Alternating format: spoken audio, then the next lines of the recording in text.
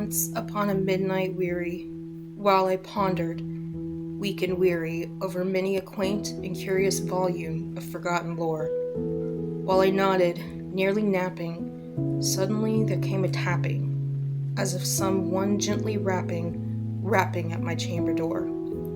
"'Tis some visitor," I muttered, tapping at my chamber door. Only this, and nothing more.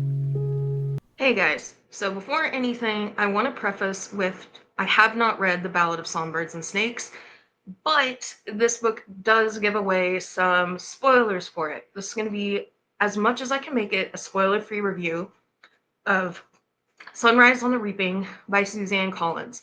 Please like and subscribe and roll that intro. Okay, so let's get down to the nitty-gritty.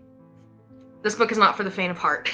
I am doing this off the cusp, and I'm actually not in my apartment. I'm at my parents' house using my bedspread, which is green, as a green screen. So when I move, you can kind of see the bedspread poking. Just let's forget it. let's pretend we don't see it. The book starts out very much The Hunger Games, but it's Haymitch. We wake up in the morning, we meet our younger sibling, we go meet our girlfriend in the woods, and then shit gets real. So it's very, very similar to the start of the first Hunger Games book until the Reaping. That's where the differences begin. Again, I have not read The Ballad of Songbirds and Snakes, so this is the 50th Hunger Games, and things are not as luxurious for District 12 as they were when Katniss began, and Katniss had it easy. In this book, we've got people being eaten alive by mutant rodents, people being killed by mutant, like, pelicans, people being thrown off chariots, having their heads smashed. Just, it's sick. It is absolutely sick. And we do see some characters that we know and love from Catching Fire. We see Wiress, we see Beetee, and we see Mags, who I think out of everybody in the Hunger Games who've gotten backstories, I think most of us want Mags the most. We want Mags' Hunger Games story, but we see them. So Wiress is serving as the mentor to District 12, which has 4 tributes instead of 2. And yeah, so it's just, like I said, this is off the cuff. So it's also Haymitch's girlfriend back home is a little bit unhinged. She's not quite normal. Her name is Lenore Dove because of the Raven. Her people, which we meet I'm in Ballad of Songbirds and Snakes, the Coveys or the Coveys, haven't read it, name their people after poetries and songs. So The Raven by Edgar Allan Poe. That's in here a lot. We get a lot of quotes from Edgar Allan Poe, The Raven, a man lamenting his lost love, Lenore. So yeah, Lenore Dove is Haymitch's girlfriend. And ultimately, what Haymitch goes through in his relationship with Lenore Dove, how that turns out explains why he is the way he is, why he became a drunk and detached and all that. And Katniss and Peeta do appear in the novel. They appear at the very end. And I just kind of wanted them to stay out of it. So while I did give this book 5 stars, the epilogue was like, epilogues can be kind of hit or miss for me. And then the epilogue was just like, why did we bring Katniss and Peeta into this? Like it was perfect until then. So I still gave it 5 stars. That's really my only gripe with it, is that the epilogue was just like, but there were a lot of callbacks to the Hunger Games that fans will recognize, namely Nightlock. We see Nightlock in these games, which is pretty awesome. And we see the characters from Catching Fire. Plutarch Heavensbee is in it, already showing his rebellious nature. And Beetee has a son. We meet Beetee's son. So while they're not new characters, we know and love them from Catching Fire and Mockingjay. But at the same time, we see more into them. And yes, this is Haymitch's backstory, and it just explains why Haymitch is the way it is.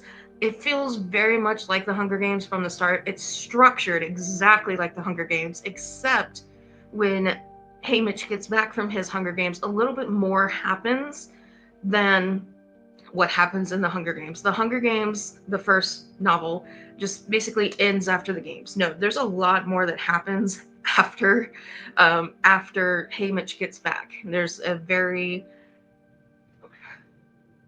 it feels a little bit drawn out, but it's not, because it's not that many pages. It's just a lot happens in this book. And what got me so much, I actually cried at the end.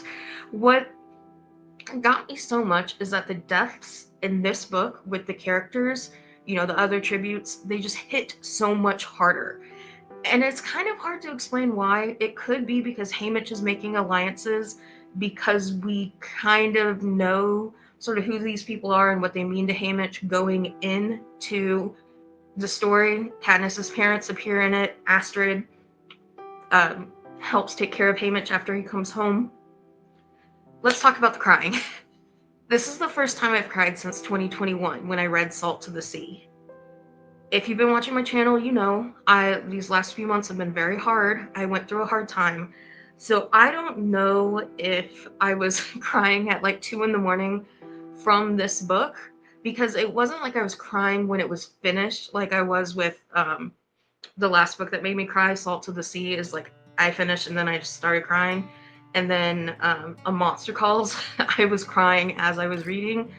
This was like, I finished it in the bath. So I was reading the bath, I bathed myself, got up, walked into my room, and then I started crying. And I didn't really cry for that long, but I don't know if I cried from the end of the story or if just the emotions in the story had kind of stirred up all the feelings I kind of think it was that the emotions in the story had kind of stirred up things I had been just basically too busy to deal with since they occurred.